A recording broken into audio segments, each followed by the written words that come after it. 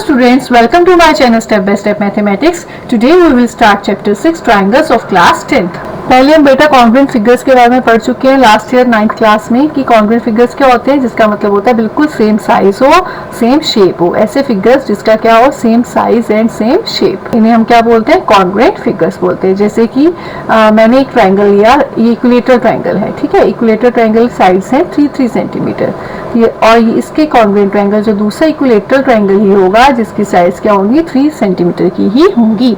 तो कॉन्ग्रुएंट का मतलब सेम टू सेम। तो हमने कॉन्ग्रुएंट फिगर्स के बारे में क्या किया था, लास्ट ईयर स्टडी किया था। इस साल 10th क्लास में हम किसके बारे में पढ़ेंगे, सिमिलर फिगर्स के बारे में पढ़ेंगे। सिमिलर फिगर्स क्या होते हैं, उसके जैसा मीन्स, जैसे कि हम कई बार बोलते हैं कि ये बेटी किस पर गई है, अपनी मम्मा पर गई है, उसकी मम्मी जैसी है, तो क्या कहेंगे, नेहा उसका नाम रखते हैं, तो Neha is similar to her mother. Clear. जैसे शेप्स में लेकर चलते हैं तो ये सर्कल है, तो कितने भी सर्कल्स हो, कैसे भी हो, छोटे बड़े, तो ये आपस में क्या है, सिमिलर फिगर्स है। कॉन्ग्रुएंट फिगर्स में क्या होगा, यदि मैंने सर्कल लिया है 1 सेंटीमीटर रेडियस का, तो दूसरा सर्कल भी कितने रेडियस का होगा, 1 सेंटीमीटर का होगा, तो हम उन्हें कॉन्ग्रुएंट फिगर्स बोलेंगे। पर सिमिलर में सारे सर्कल्स आपस में क्या है, सिमिलर है। ऐसे सारे इक्विलेटरल ट्रायंगल्स, चाहे उसकी साइज 2 सेंटीमीटर का इक्विलेटरल ट्रायंगल हो, 3 सेंटीमीटर का इक्विलेटरल ट्रायंगल हो, तो ये आपस में क्या है, सिमिलर है। तो मीन्स ये आपस में एक जैसे दिखाई देते हैं। फिर ऐसी रेक्टेंगल है, कोई भी रेक्टेंगल आप ले लोगे छोटा बड़ा साइज का, तो आपस में क्या है, सिमिलर है। जो एक जैसे दिखाई देते हैं उन्हें हम क्या बोलते हैं, सिमिलर फिगर्स बोलते हैं। क्लियर। तो अब द 2 पॉलीगन्स सिमिलर कब होंगे, फर्स्ट कंडीशन है all the corresponding angles are equal. यदि 2 पॉलीगन्स के कॉरस्पॉन्डिंग एंगल्स इक्वल होंगे तो ट्रायंगल्स क्या होंगे, similar. Second condition is all the corresponding sides are in the same ratio, कि जो कॉरस्पॉन्डिंग साइड्स हैं वो किस में हो, सेम रेशियो में हो। जैसे कि हम एक एग्जांपल ले लेते हैं, मेरे पास क्वाड्रिलेटरल है। क्लियर। एक ये क्वाड्रिलेटरल है, एक ये क्वाड्रिलेटरल है, देखने में दोनों एक जैसे लग रहे हैं। ये एंगल है उसका 105 degree, this one is 85, next one is 70, last one is 100। Clear. यहाँ ये वाला एंगल है 105, this one is 85, 70 and 100 degree. Clear. This side is, इसका नाम लिख लेते हैं इस क्वाड्रिलेटर का ABCD, और इस क्वाड्रिलेटर का नाम लिख लेते हैं PQRS। क्लियर। तो यहाँ पर AD जो साइड है वो 2.1 सेंटीमीटर है, ये 2.4 सेंटीमीटर है, 2.5 सेंटीमीटर, और लास्ट AB है 1.5 सेंटीमीटर। यहाँ पर PQ है 3 centimetre, 5 centimetre, 4.8 centimetre, and this is 4.2 centimetre. अब ये दोनों पॉलीगन्स क्या है, आपस में सिमिलर है। वो कैसे, all the corresponding angles are equal, means यहाँ पर एंगल A किसके इक्वल है, कॉरस्पॉन्डिंग एंगल P के, B किसके इक्वल है, एंगल Q के, C एंगल R, और एंगल D किसके इक्वल है, एंगल S के। क्लियर। अब सेकंड है all the corresponding sides are in the same ratio. तो कॉरस्पॉन्डिंग साइड्स का मतलब, जैसे AB मेरे पास ये साइड है, तो AB के कॉरस्पॉन्डिंग साइड कौन सी है, PQ। AB upon PQ is equal to BC के कॉरस्पॉन्डिंग साइड है हमारे पास QR is equal to CD के कॉरस्पॉन्डेंस है दूसरे क्वाड्रिलेटर में RS, और AD के कॉरस्पॉन्डेंस है PS। अब AB की वैल्यू कितनी बेटा, AB है 1.5, PQ है 3 centimetre, BC is 2.5 centimeter and QR is 5 centimeter. Then CD is 2.4 centimeter and RS is 4.8 centimeter. AD 2.1 and PS 4.2. अब आप इसको सॉल्व करते हैं तो हमारे पास क्या आएगा, इसको आप पॉइंट हटाते हो नीचे 10 लगा, 15 2 ज़ा 30। इसको सॉल्व करते हैं तो इसका भी 10 नीचे लगा, 50 हो गया, 25 2 ज़ा 50, 1/2 1/2, पॉइंट और पॉइंट इसका कट गया, 24 1 ज़ा 24, 24 2 ज़ा 48, इसका भी पॉइंट और पॉइंट कट गया, 21 1 ज़ा 21, 22 2 ज़ा 42। तो सबकी रेशियो किसकी इक्वल आई, 1/2। तो all the corresponding sides are in the same ratio का मतलब ये है कि कॉरस्पॉन्डिंग साइड्स की जो रेशियो है वो क्या आई, आपस में इक्वल आई। क्लियर। अब एक्सरसाइज 6.1 को देखते हैं। फर्स्ट क्वेश्चन फिलअप्स है, सुनते हैं उसको बताते हैं। ऑल सर्कल्स आर डैश, सारे सर्कल्स क्या होंगे बेटा, छोटे बड़े सर्कल्स हैं, सारे एक जैसे दिखाई देते हैं, तो क्या होंगे, similar. Clear. Second part is all squares are, सारे स्क्वायर्स भी ऐसे क्या होंगे, वो भी सिमिलर होंगे, क्योंकि स्क्वायर कैसा भी हो, छोटे साइज का हो बड़े साइज का हो, सब एक जैसे ही दिखाई देंगे। क्लियर। नेक्स्ट है डैश ट्रायंगल्स आर सिमिलर, कैसे ट्रायंगल्स हैं जो सिमिलर होंगे, तो ऑल इक्विलेटरल ट्रायंगल्स, जितने भी इक्विलेटरल ट्रायंगल्स होंगे वो आपस में क्या होंगे, सिमिलर होंगे।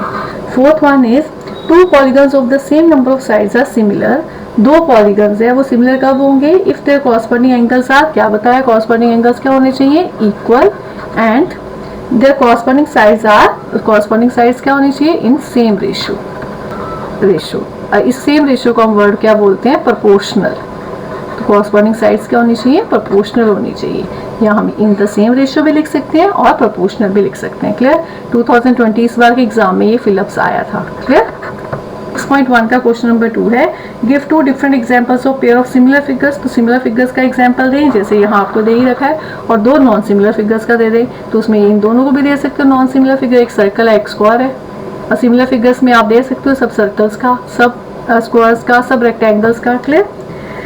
आगे थर्ड क्वेश्चन है, state whether the following quadrilaterals are similar और नॉट। थर्ड क्वेश्चन में आपको बताना है क्या क्वाड्रिलेटर सिमिलर है कि नहीं। तो आपको जैसे एग्जांपल करवाया था पिछला, उसके अकॉर्डिंग आपको चेक करना है, यदि कॉरस्पॉन्डिंग साइड्स सेम रेशियो में है, यदि कॉरस्पॉन्डिंग एंगल्स इक्वल है, तो हमारे जो क्वाड्रिलेटर्स होंगे वो क्या होंगे, सिमिलर होंगे। क्लियर।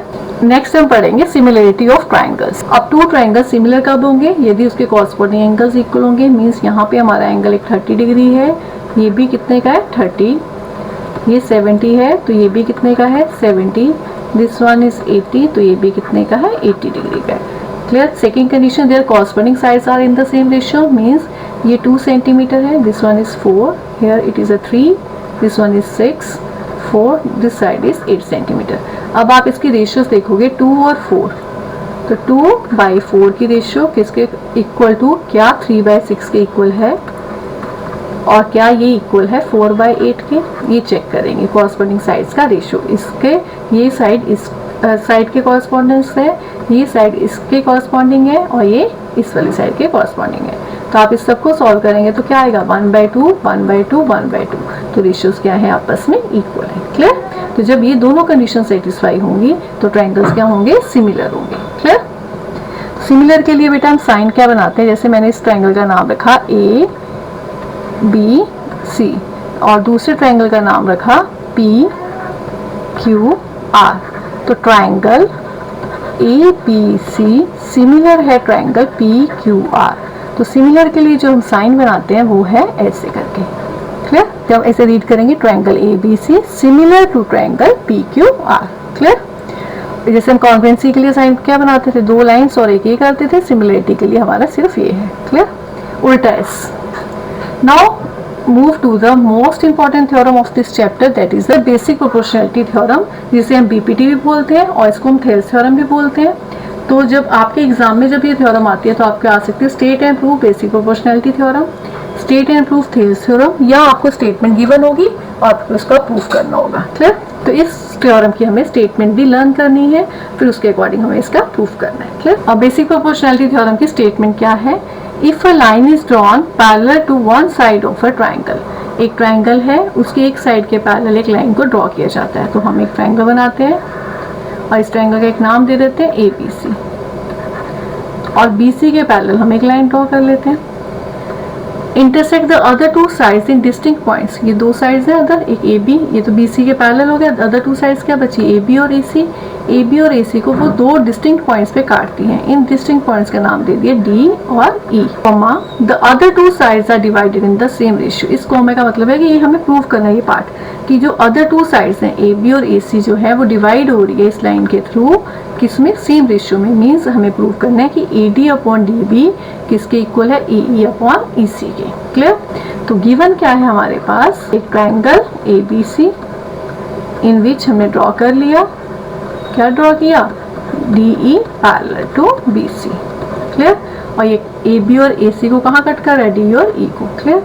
और हमें प्रूफ क्या करना है, to prove AD/DB is equal to AE/EC, ये हमें प्रूफ करना है। क्लियर। अब प्रूफ करने के लिए हमें इसमें क्या करनी पड़ेगी, कंस्ट्रक्शन करनी पड़ेगी। क्लियर। हमें बताना है AD/DB किसके इक्वल है, AE/EC।